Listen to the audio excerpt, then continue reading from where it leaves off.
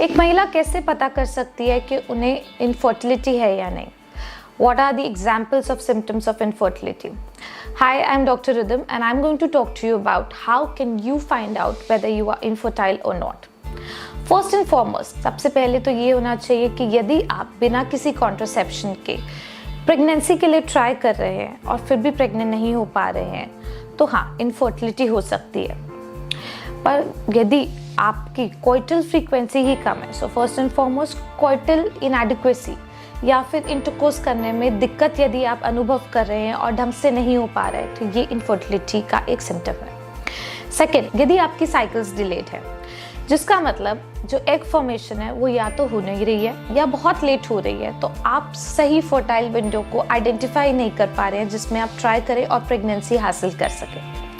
Third, बहुत vaginal discharge होना या सर्वाइकल डिस्चार्ज होना और वजाइना में पेन रहना, ये एसटीडीज या पेल्विक इन्फ्लेमेटरी डिजीज का सिम्टम होता है।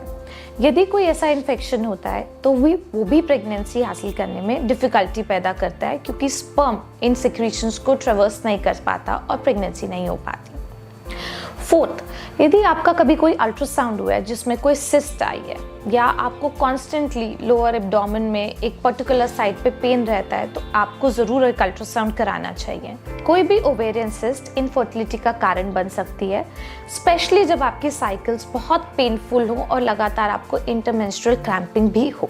देन फाइब्रॉइड्स, पॉलिप्स अगर किसी अल्ट्रासाउंड पे पहले डिटेक्ट किए गए हैं तो ये भी इनफर्टिलिटी का कारण होते हैं। पुरुषों में हम कैसे पता कर सकते हैं कि उन्हें इनफर्टिलिटी है या नहीं?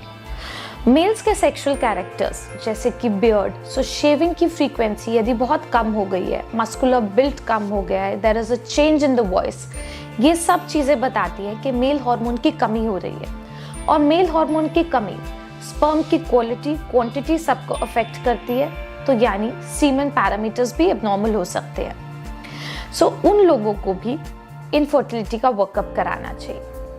यदि कोई मेल किसी भी टेस्टिकुलर स्वेलिंग का या फिर टेस्टिस के आसपास स्वेलिंग का अनुभव करते हैं, उन्हें चेकअप कराना चाहिए। ये भी सीमेन पैरामीटर्स को अफेक्ट कर सकते हैं। मेल्स में भी इन्फेक्शन कॉमन है, तो रिपीटेड यूरिनरी इन्फेक्शन होना या पस डिस्चार्ज होना, ऐसे मेल्स को भी जल्दी इवैल्यूएट करना चाहिए, क्योंकि ये भी एक इनफर्टिलिटी का सिम्टम है।